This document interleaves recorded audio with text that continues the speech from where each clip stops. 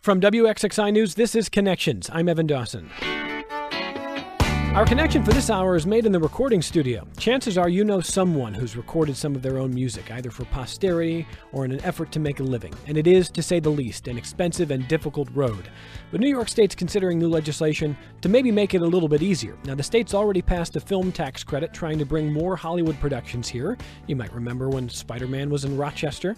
Now they want to keep musicians recording here with, I guess we could say, a similar tax credit. So how difficult is it to make a living in music, and what would this mean for the industry? Let's introduce our panel.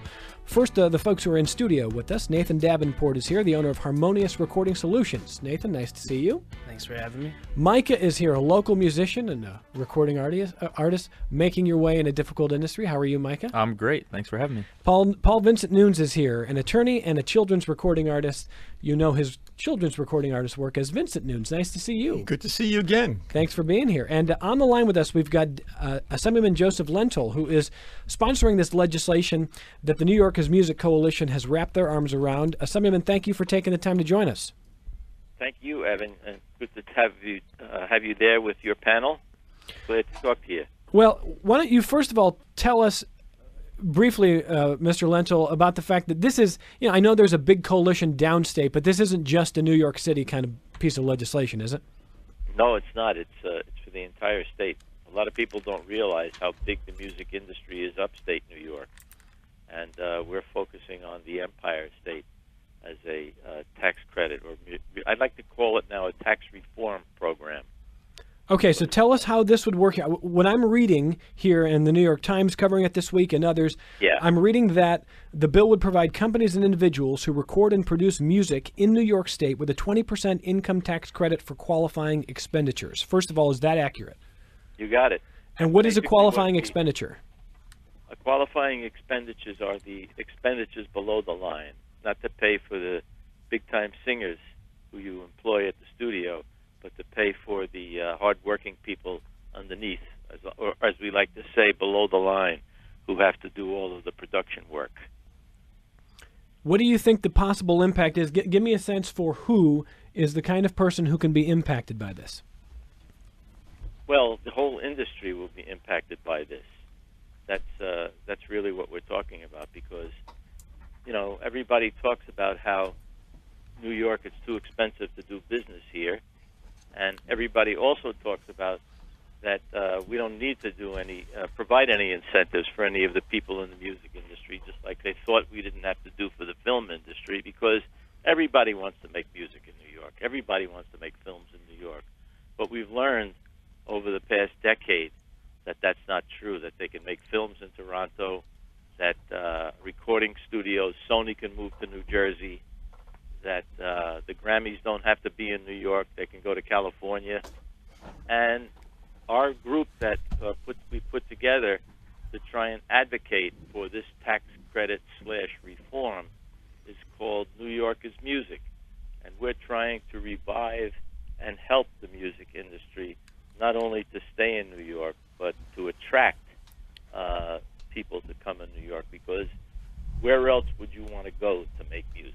Well, New York, if it was palatable financially. Well, and let me ask Paul Vincent Nunes, who's an attorney and a children's recording artist in studio.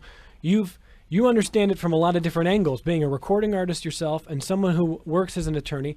What do you see the potential impact? We've got an assemblyman on the phone who's helping with this legislation. Who impacts, and what do you think? Well, first of all, thank you for introducing that legislation. This has great potential for New York. And I think it brings attention to the public at large at how large the music industry is in this state. And it's not just focused in New York City, although New York City is it could be is the 800-pound gorilla in the room. But Rochester has a very, very vibrant music scene, and a very proud one.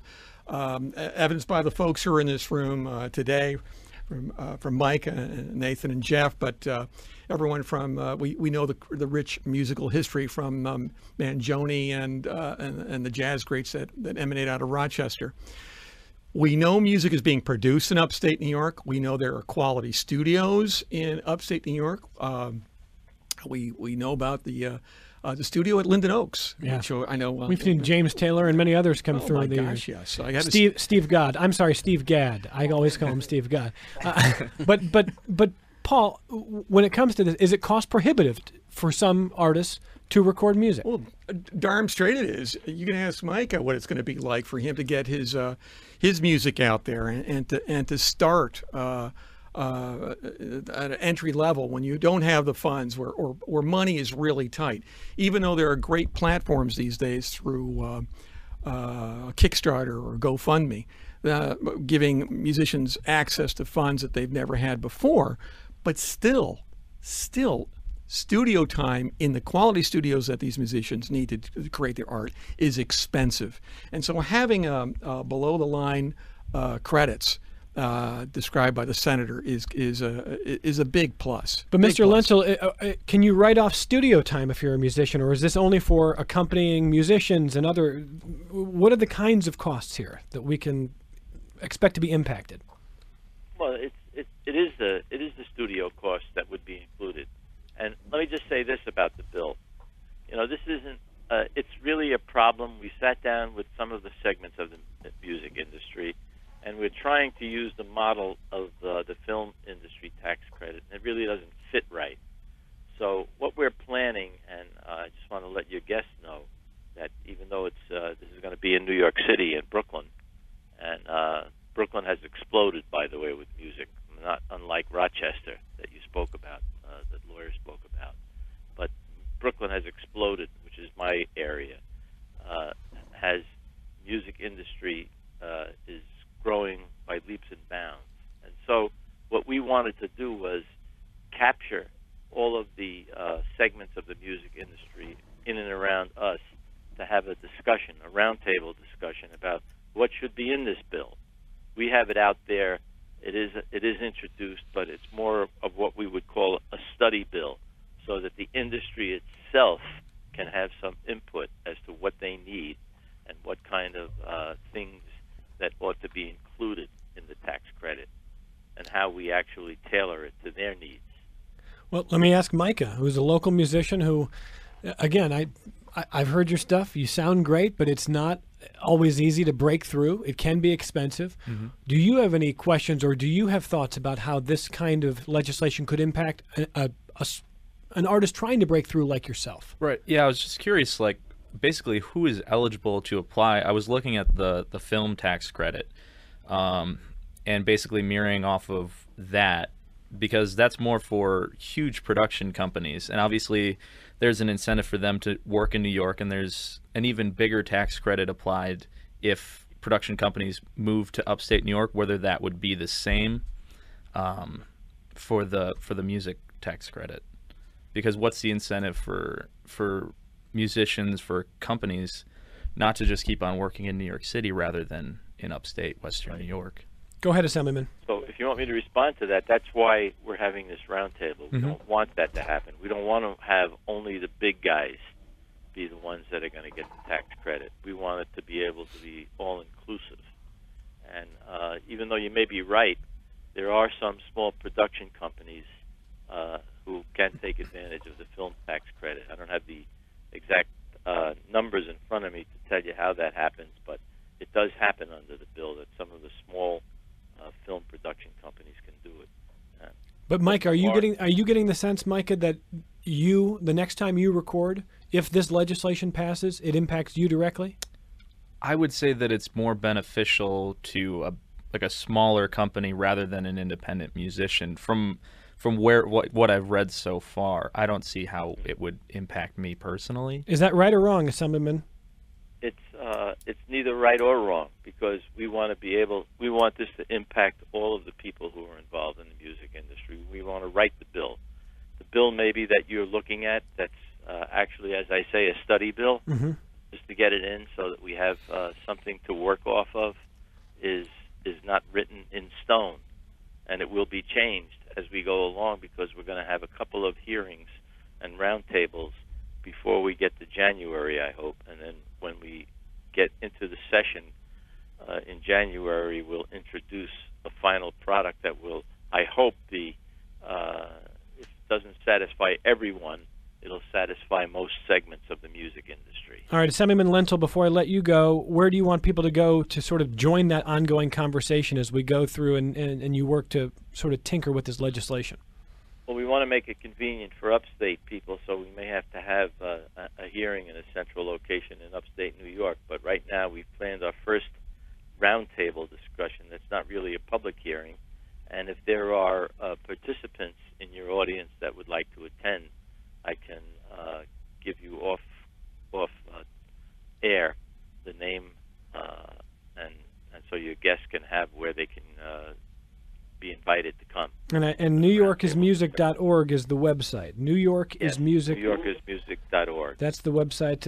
Assemblyman Joe Lentil from downstate, from Brooklyn. Thank you for taking the time to fill us in on what you're doing here, and we hope you'll come back and talk to us if and when this becomes law.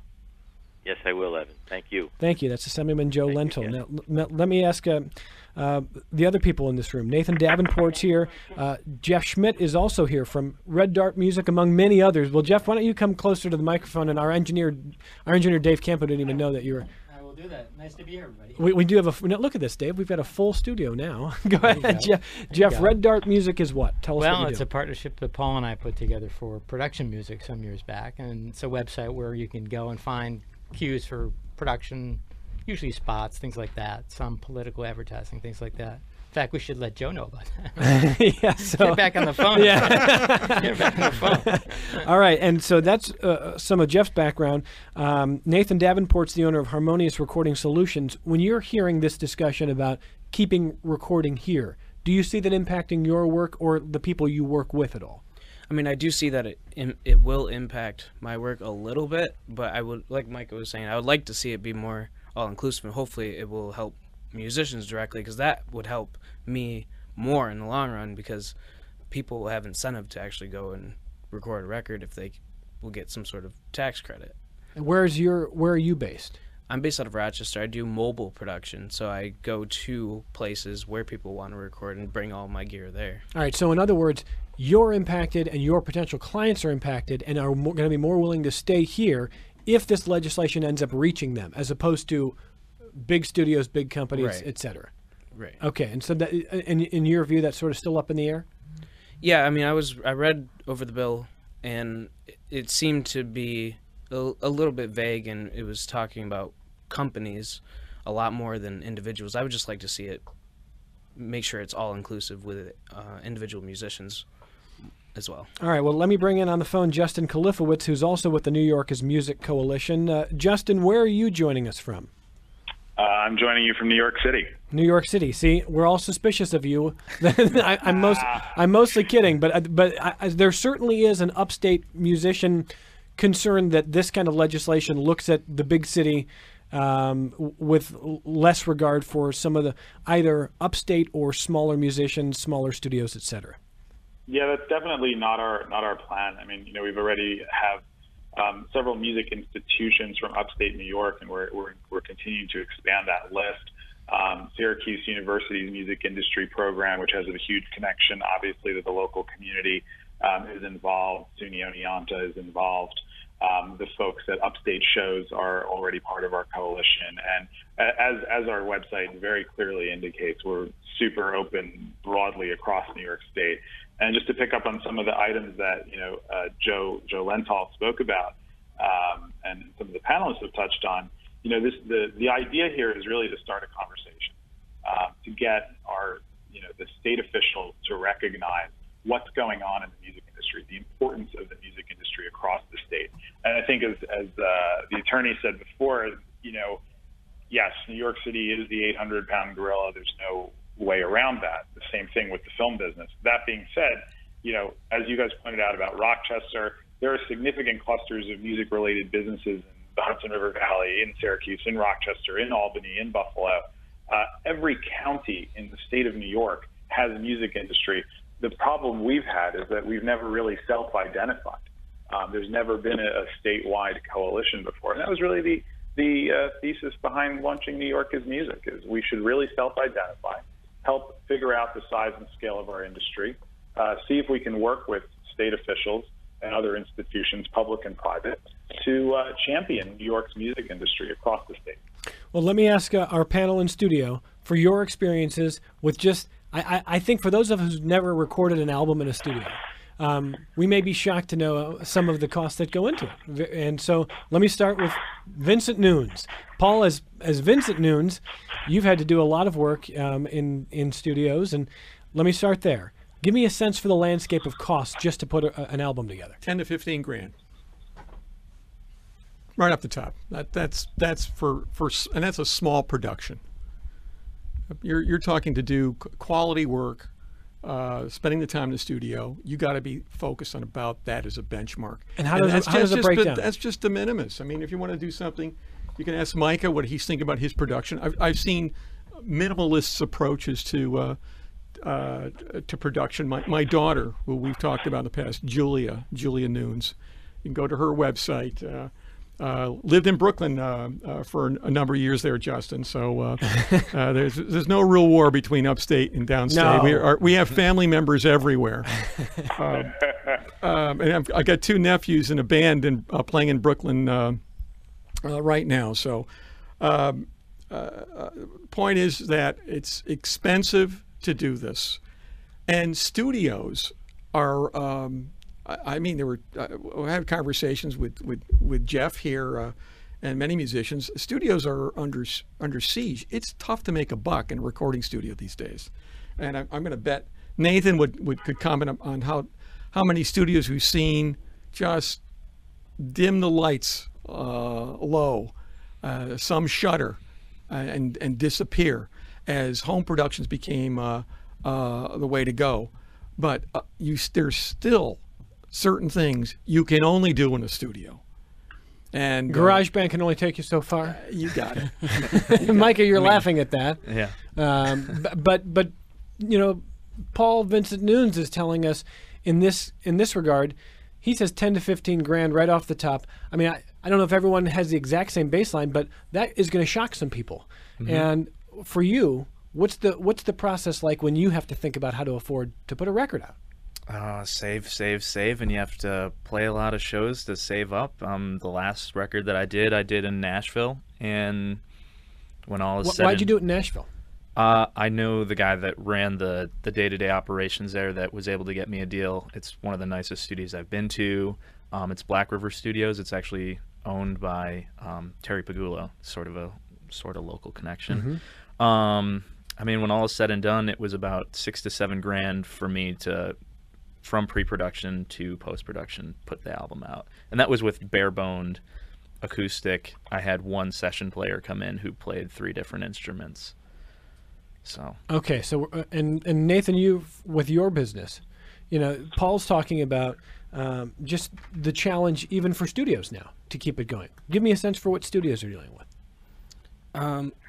Well, I mean, as far as what I do, it is a little bit different. And you were talking about like 10, 15 grand or 6 or 7 Mm-hmm. grand. Mine is on the lower spectrum in price, not in quality, and I purposely do that to make it more affordable. So I'm charging $40, $50 an hour versus $100, $150 more. I feel like $40, $50 an hour is what I heard back in 1998 or something like that. It's pretty. It's pretty cheap. But that's the way you have to compete. Is that, in other words? A lot of it is price, and well, the only problem with that is people look at price and associate that with quality, which is not necessarily true. And I can do a lot of things that some studios can do as well. And as far as the gear I have really nice microphones, really nice preamps. I have really nice stuff. So, okay. And Jeff Schmidt from Red Dart Music, you've been in Linden Oaks. You've been in some of the places where the great names have come through in Rochester. Has the industry changed for what you do? Oh God, yeah. We go way back.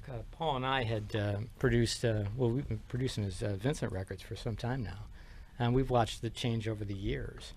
You know, there's a good news, bad news thing. The good news is that the music industry has kind of changed with computers. It pushed it out to everybody, but it's still a people-based business. You know, it's what I think of as the Ernest Hemingway typewriter syndrome. You can give a lot of typewriters out, but that doesn't make a lot of novels. You know, you still have to have somebody work on the gear. And so it does get to be a lot of people moving around, like Micah was mentioning. You know, you bring in people to play.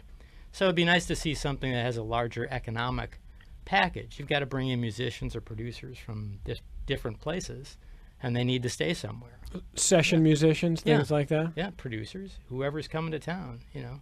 It's an economic impact for the area. It'd be nice to see it kind of, you know, folded together into a larger effort than just a tax credit. And when you're recording as Vincent Nunes, and again, for our audience who doesn't know, Mike is a recording artist. Vincent Nunes Music, which is where are you online? VincentNunes.com. Okay, that's easy to go to. And Micah, where are you online? Oh, you can go to facebook.com/Micah Music. Okay, Micah, Micah. For those of us who don't know Vincent Nunes, when you are recording, do you hire session musicians? Do you make those?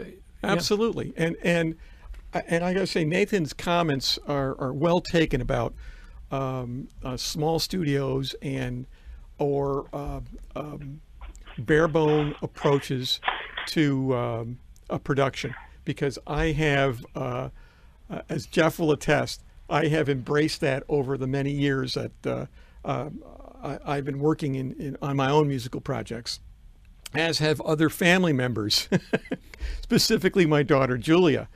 And Nathan's point is that price does not always equate to quality. And I'm going to double down on his statement there. Nathan's absolutely right. You can get amazing sound and amazing quality for a low budget. At the same time, some of the production issues that we dealt with in the Vincent record, we brought in 20 kids into a room. You're not going to do that in someone's living room. Right. You needed a studio, or we needed a horn section, and we had a gospel choir come in.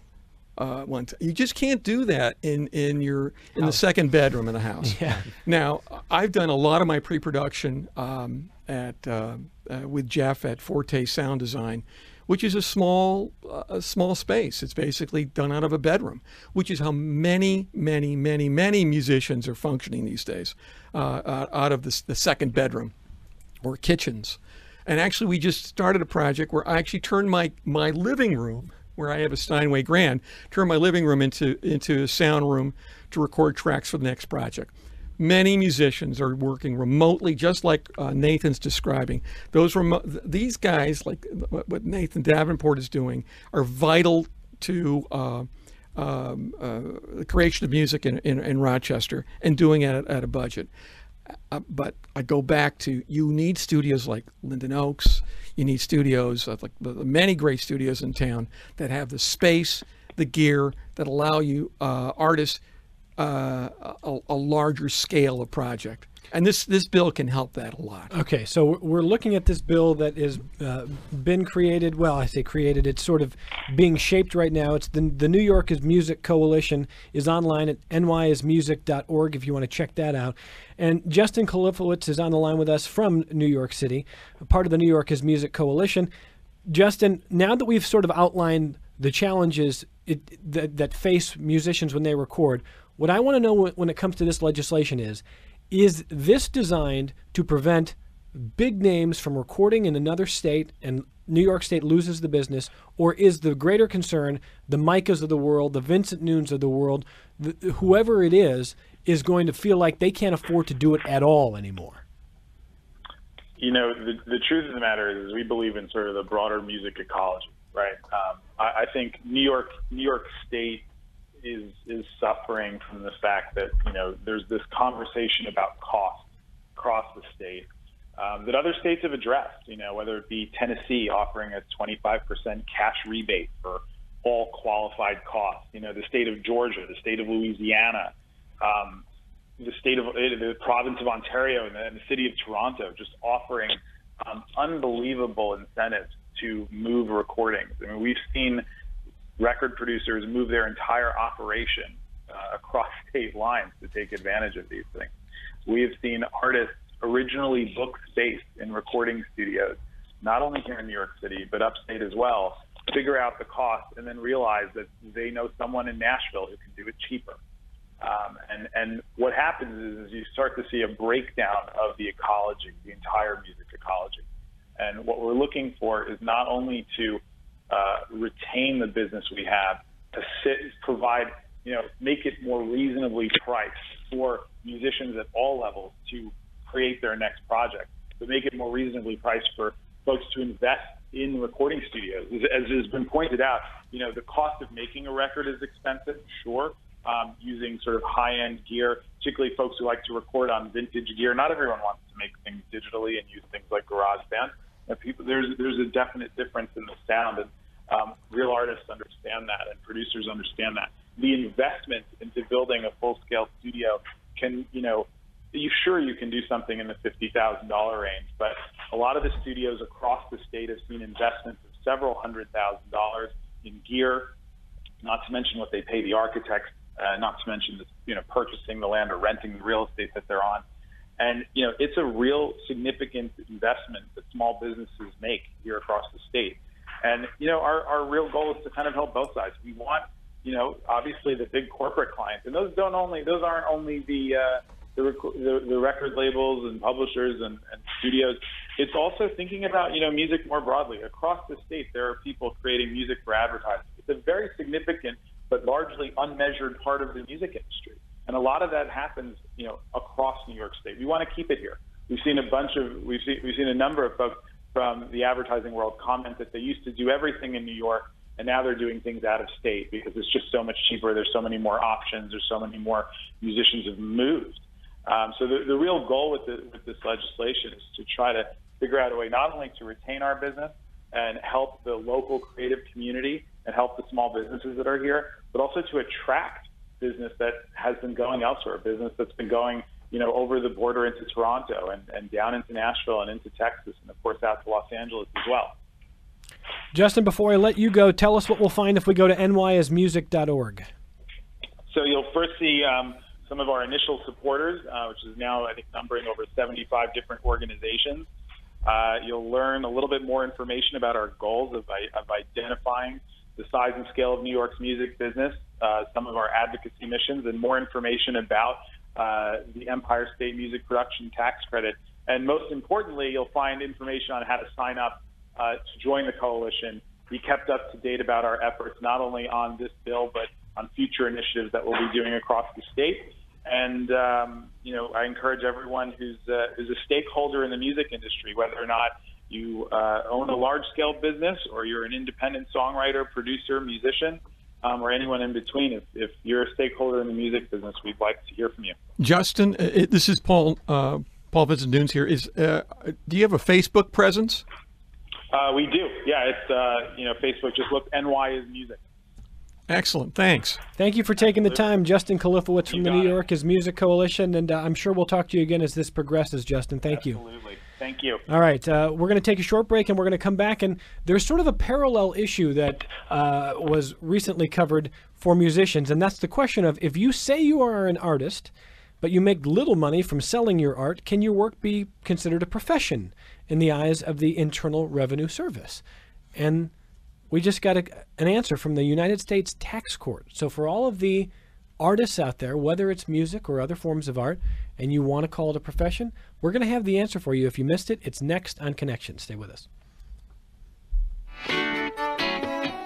I'm Evan Dawson. On the next Connections, it's Education Friday. Who better to educate us about music than the great Andre Previn? The legend sits down for a conversation during his visit to Rochester. And we'll look at how doctors are trying to educate patients about better sleep habits. In particular, they're pushing awareness of new techniques to fight sleep apnea. All of that coming up on Friday on Connections. On the next Fresh Air, the underworld of consumer debt collection and debt buyers, the people who buy and sell your unpaid bills for pennies on the dollar. These collectors are largely unregulated, often make illegal threats against the consumer, and usually have no connection at all to the original lender. We talk with journalist Jake Halpern about his new book, Bad Paper. Join us.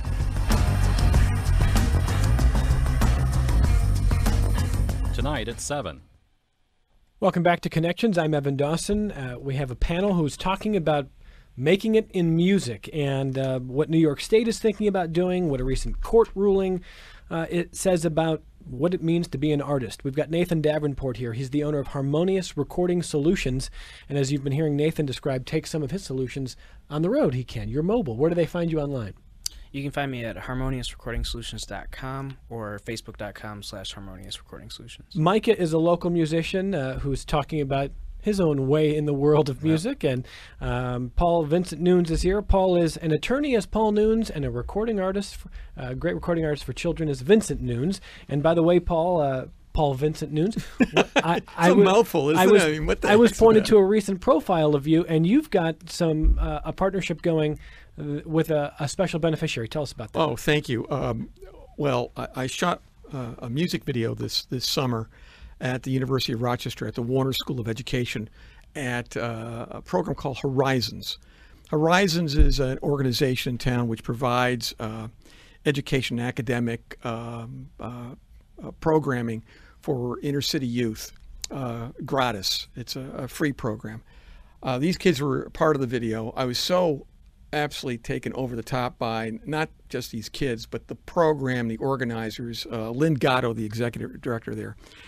To cut to the chase, we've placed these CDs, my newest release, Smart Songs for Active Children, in Wegmans, and it's a discount price for a limited period of time in the Wegmans in the Monroe County area. Proceeds from the sale of that CD at Wegmans. Did I mention Wegmans yet? Your time is almost up is here. Going to Horizons, and encourage your listeners as the Christmas holidays approach. A good stocking stuffer would be Smart Songs for Active Children. All right, so you're getting some of the background of Jeff Schmidt with Red Dart Music, who is a veteran in the industry now. And Jeff, from what you're hearing today, is this a valid effort to preserve the recording industry here, or is there sort of a natural evolution that's happening? What do you think? It's probably both. You can't change technology. It's changed the way we do this business. But any tax credit, taxes shape life, like water shapes the land, you know what I mean? And so anything's going to have a benefit. What that benefit exactly will be, it's probably unforeseen at this point. But, technology changed, and taxes will help incent people to do things. So All current company excluded, who's the best you ever worked with? the best? Yeah, the best musician you ever worked with. Well, I'd have to say No, Paul. all current company excluded. Good, Current yeah. company Oh, excluded. God. Oh, I don't know. That's a tough one. Everybody, basically, I was having this conversation with Andy the other day, Andy Babiuk, who's got a new band out. Yeah, the Empty Hearts. Empty Hearts, yeah, they're just going on tour. And, we were talking about how basically when you get together, it's just, people doing their best. And so I think that's the way I approach it. Everybody in the studio, it's a tough place in a lot of respects. And so everybody's just doing the best they can. So at that moment, they're doing their very best. That's your way of sort of politically not choosing one. Yeah. That's okay. Well done there, Jeff. It's a good answer. Well, Thank you. If you say you are an artist, but you make little money from selling your art, which anybody who's tried to make it in music, that's always how it starts. You have to start somewhere. You start slow. But can your work be considered a profession in the eyes of the IRS? Well, in a ruling handed down late last week by the United States Tax Court and seen by many, according to the New York Times, as an important victory for artists, the answer is yes. Why does this matter? Hallelujah. Tell me why the impact is. I think Micah and singer-songwriters and the next generation of musicians is going to benefit heavily from this, because at the end of the year, when I was first starting out, and I don't just do children's music, as you know. I've got a band I'm working on and in production now, a band called the Occasional Saints. It's a New Orleans style band. But there's so many bands in this town across New York State, and you run up your expenses. What are you going to do with those expenses if you can't show a profit against them? Is this really a business? Isn't this just another vanity product? And look, Mike is smiling at me across the table. He knows exactly this is the kind of crap that musicians have to deal with at come tax time. I didn't spend this money, thousands of dollars, because for fun. I did it because I think it's a legitimate product. I went to Nathan at Harmonious because I spent my money with him because I think I can sell my CDs. I want to advance my art. To not be able to have to defend that come tax time is huge. It's huge. It sounds like a Facilo ad. It's huge. Micah, you agree?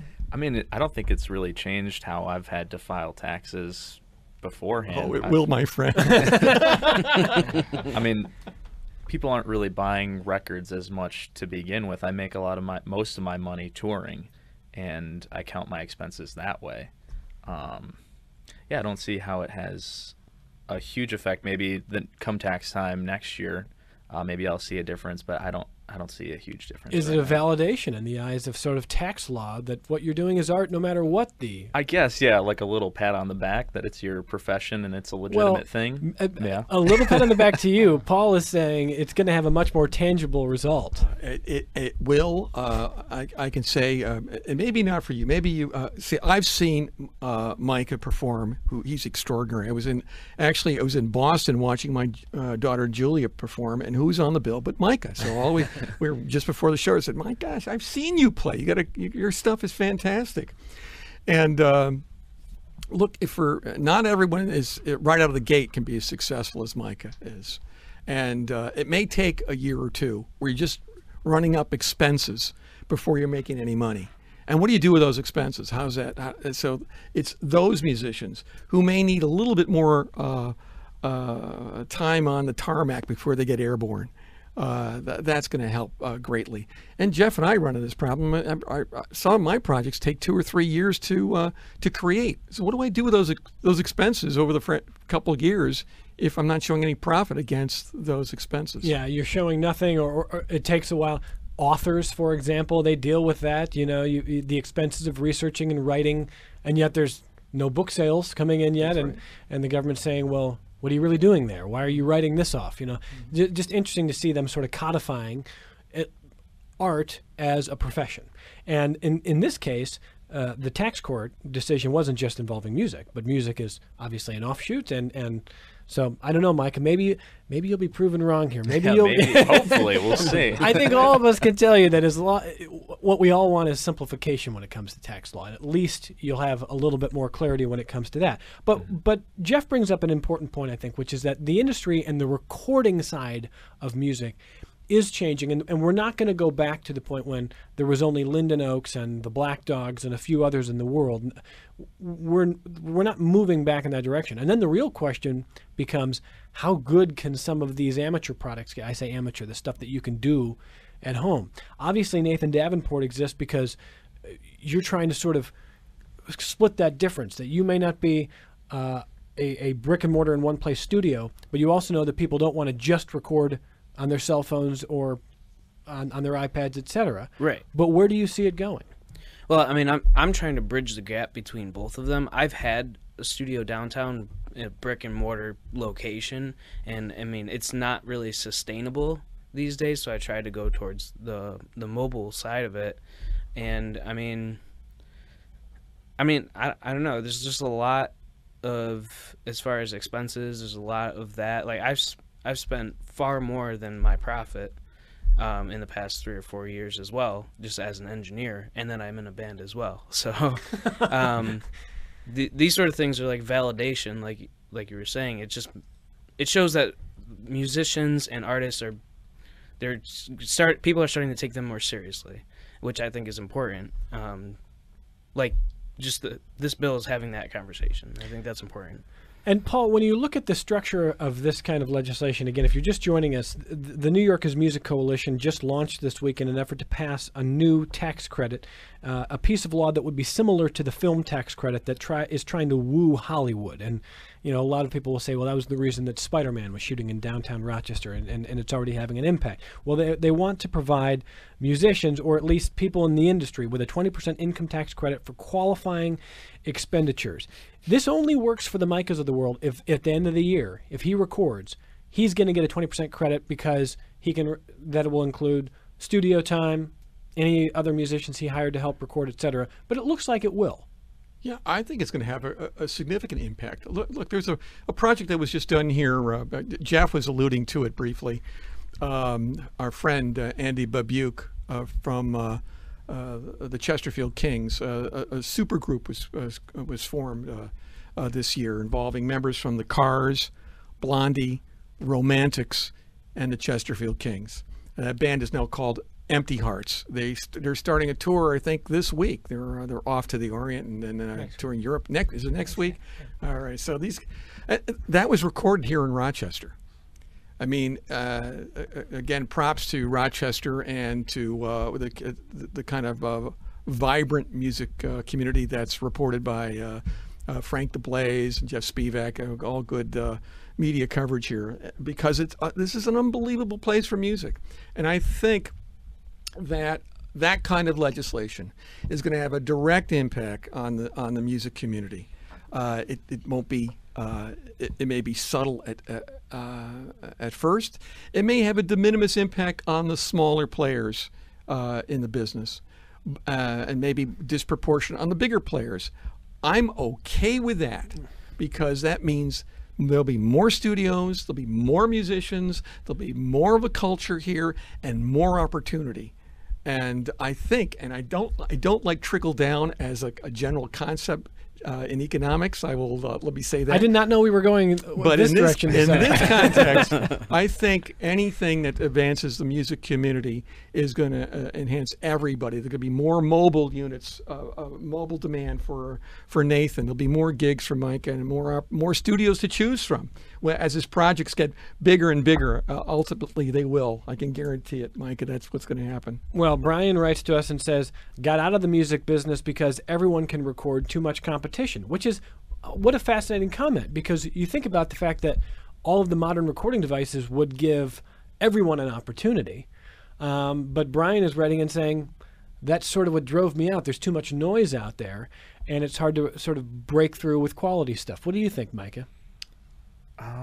Well, that's just the nature of the business now. You can't really fight that change. That is what it is. No sense complaining about it? Yeah, I mean, you just have to put out as much quality music as you can and find the listeners from there. I think it's a great thing that technology has gone this far to allow anybody to do that, because there used to be gatekeepers that prevented musicians to be able to record in certain studios or have certain software or recording on certain microphones. To have that accessibility is a great thing.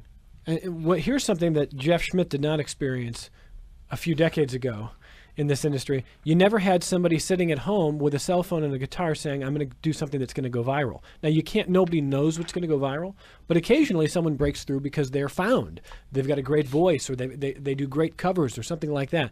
That part of the world has really changed, hasn't it? Oh, yeah, and it's all good. I mean, look, Julia benefited hugely from that. She made a lot of those early videos. Are you disagreeing over there? No, it was actually it was scary. Go ahead, Jeff. But I just wanted to finish. When it came time to finish the record, she had to go to a studio to do it right. Yeah.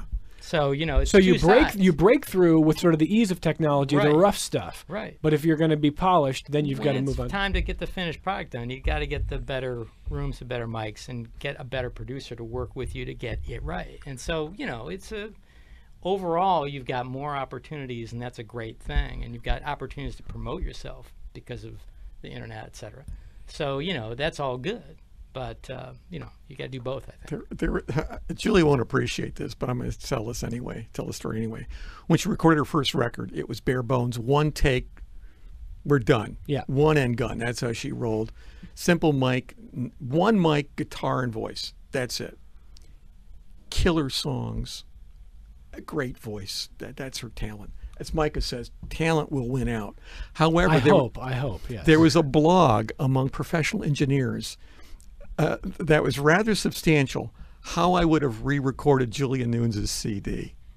And it was what mics he should use, what was wrong, what were the filters. That seems and really... they picked her apart, not musically. In terms of the technical. About the technical. They said that technically the album sucked.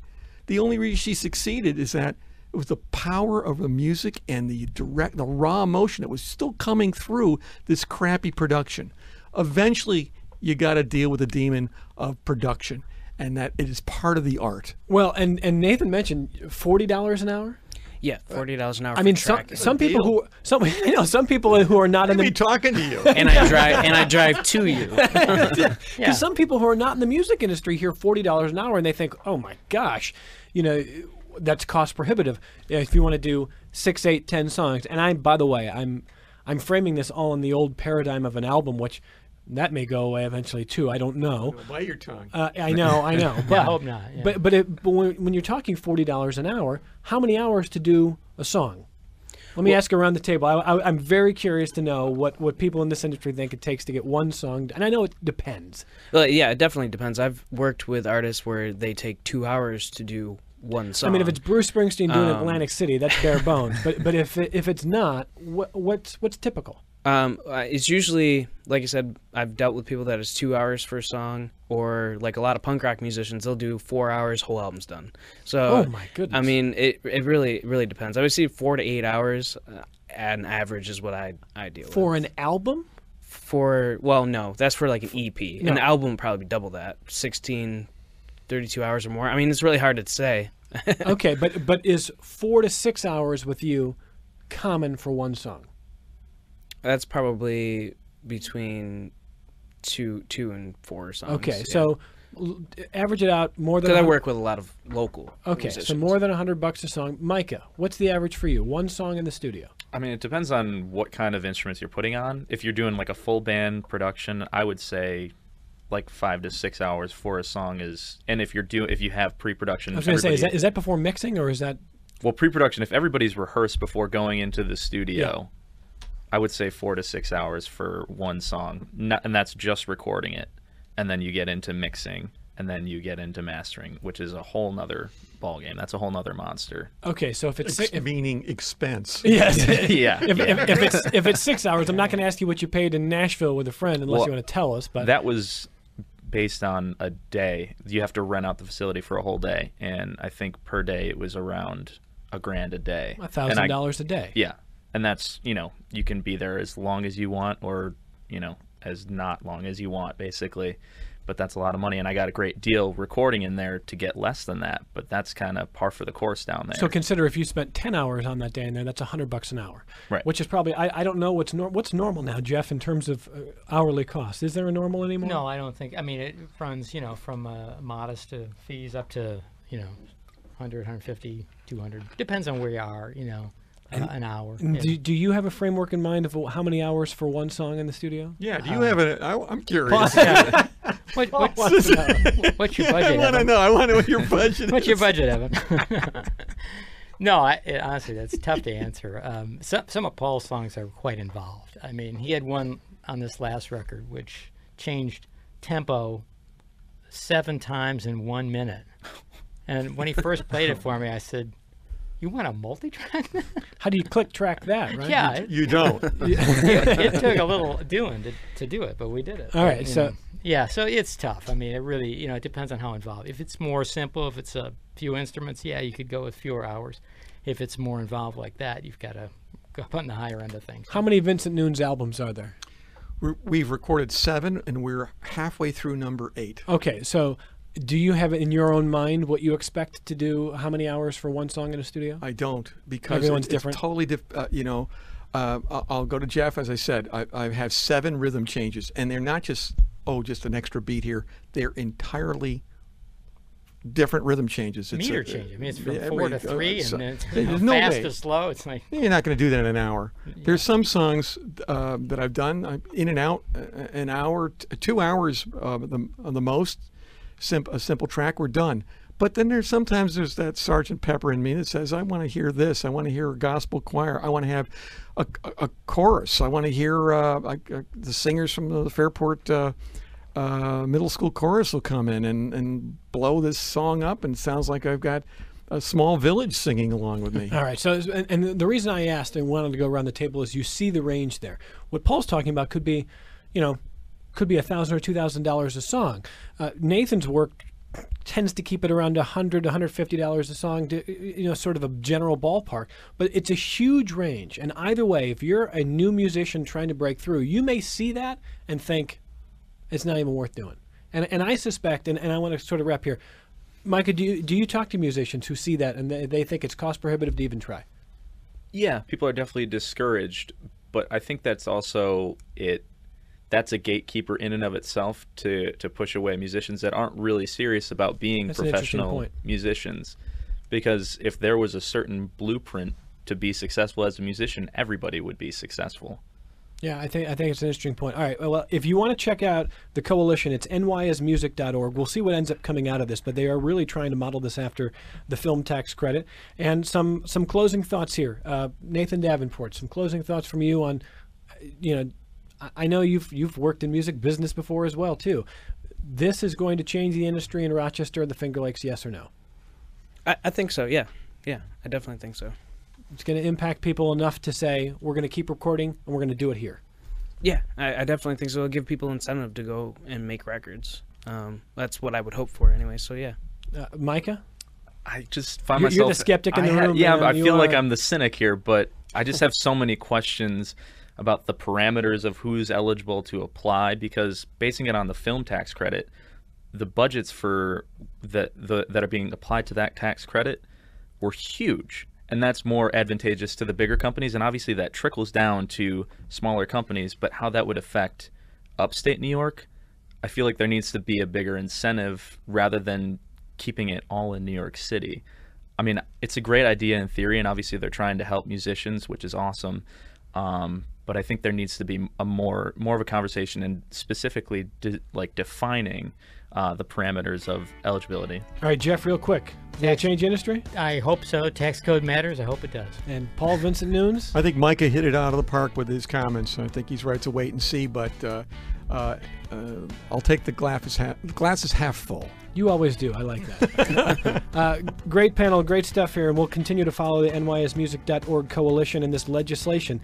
Thanks very much to Nathan Davenport, the owner of Harmonious Recording Solutions, Micah, a local musician, Paul Vincent Nunes, children's recording artist, among many other things, adult recording artist, attorney, bow tie, bon vivant, and Jeff Schmidt from Red Dart Music. Thanks, everybody. Thanks for a great panel. Thanks. All right, we'll talk to you on a Friday on member-supported public radio.